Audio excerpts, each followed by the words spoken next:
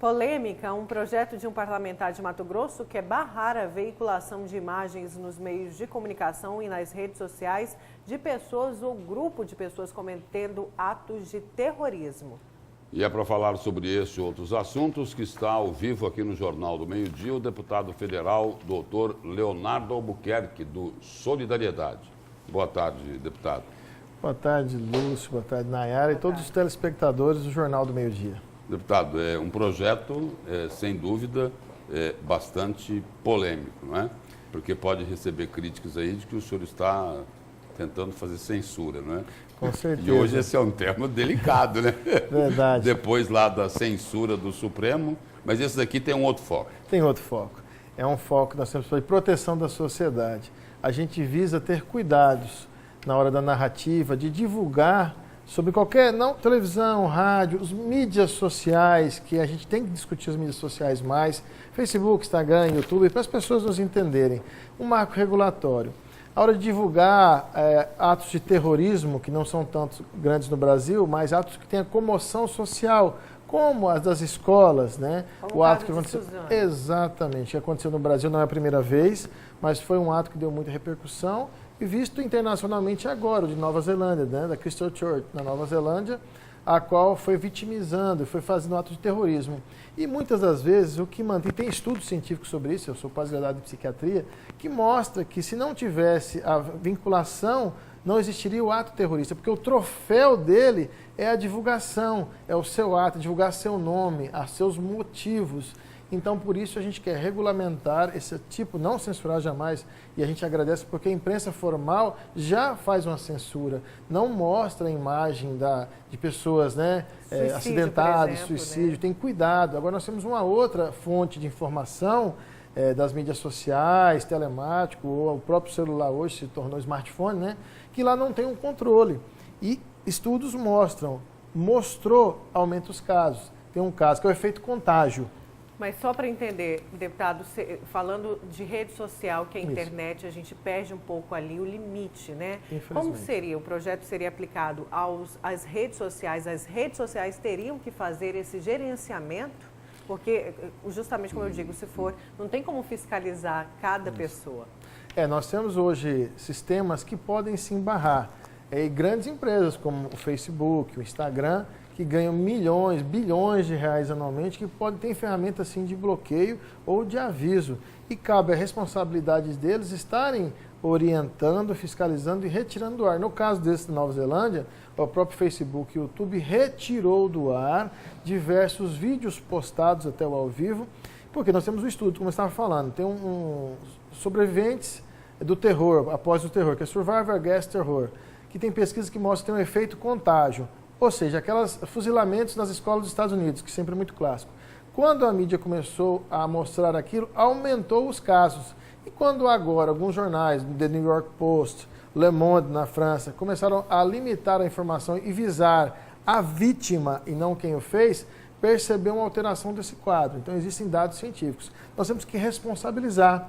As fake news é um grande outro problema. É muito fácil. O que aconteceu nas eleições dos Estados Unidos? É um tema mundial e mostra que as mídias sociais têm que ter responsabilidade. Eles ganham bilhões de dólares anualmente e têm que investir no controle também. Recentemente, a parte da questão do terror, teve essa boneca que foi divulgada, incentivando as crianças a se suicidarem ou praticar atos de violência contra seus pais. Estavam no canal do YouTube. Olha o perigo dos pais. Então aqui, Visa, eu não quero culpar as crianças. E teve casos de duas escolas aqui em Mato Grosso. Aqui no Mato Grosso. Uma em Várzea Grande e uma outra escola aqui de Cuiabá. Não, de Cuiabá. Cuiabá, em Cáceres também. Então não estou culpando esses adolescentes, não são criminosos. Eles estão mal orientados, falta de educação e precisamos da discussão da sociedade. Os pais nem estão sabendo, porque hoje eles procuram através do celular esses canais, né, YouTube, Facebook, Instagram, e não tem um controle. Então esse projeto visa termos cuidado, criamos um marco regulatório para evitar esse efeito contágio no Brasil, que já acontece pelo mundo e já é demonstrado cientificamente, e chamar esse debate da sociedade. É importante, eu agradeço o Jornal do Meio-Dia, nós alertarmos os pais, as famílias, ter cuidado no que seus filhos estão aí compartilhando, assistindo através das mídias sociais. Porque aqui já existe um controle, faixa etária e classificação para ver os programas. Mas lá, principalmente nas mídias sociais, não tem. E é um perigo, e as coisas estão acontecendo, invadindo os lares, e não tem discussão. Então, sou o primeiro parlamentar, não só do Mato Grosso, do Brasil, a chamar essa atenção, até pela minha formação na área da psiquiatria. E não é só o controle das mídias sociais, né, deputado? Os usuários de internet, eles, o seguinte, criou-se uma cultura de que lá vale tudo. Pode tudo. E não pode. Tem que ter cuidado, vai ter que ter penalização, vai ter que ter medidas, né, de restringir esse usuário que usa para a maldade e que lá ele não pode trazer cenas de violência. Por quê?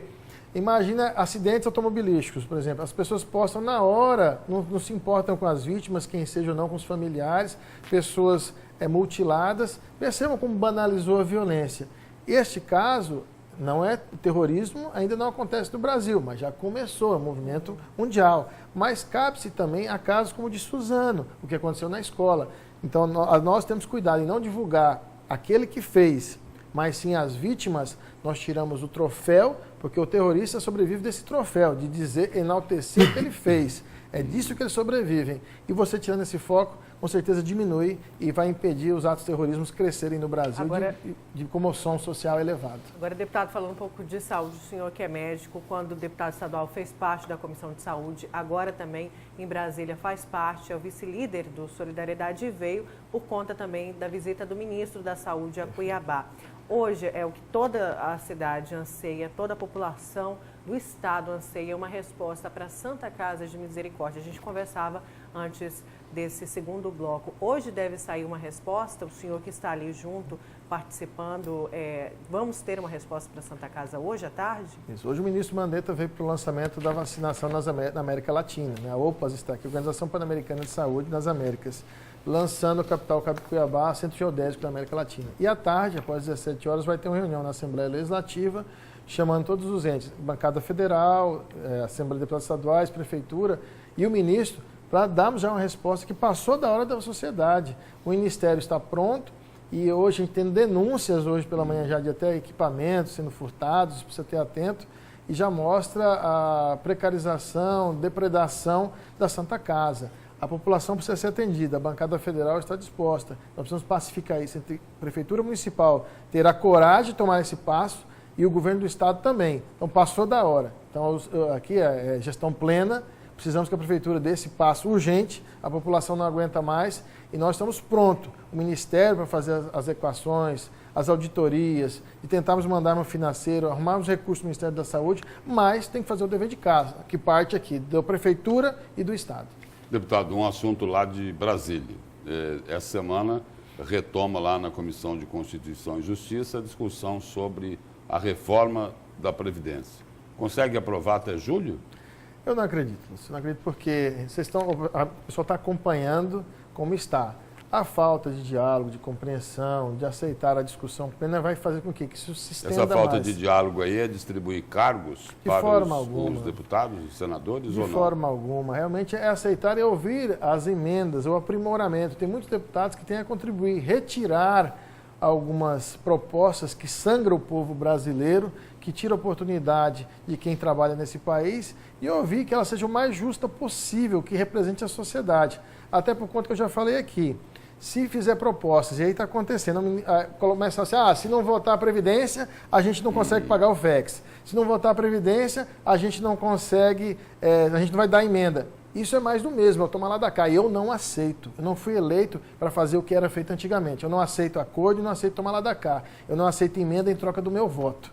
Então, como eu, tem diversos deputados que querem contribuir com o Brasil e acreditam no Brasil e quer ser ouvida a sua proposta, porque eu estou andando na base, ando de cidade em cidade, escuto o povo. E eu sou a voz desse povo em Brasília e merecemos dialogar em relação a isso. Mas a maioria lá pensa assim, deputado? A política mudou, espero que as pessoas entendam que tem que mudar também, que senão não vai continuar a política. Infelizmente não é assim a realidade, mas tem pessoas que sonham como eu e acreditam num país diferente. Pena que é a minoria. Deputado. Mas vamos crescer. Deputado, obrigado pela presença e pelas informações aqui no Jornal do Meio Dia. Eu que agradeço a todos, um abraço, Lúcio, Nayara, e até mais. Obrigada, deputado.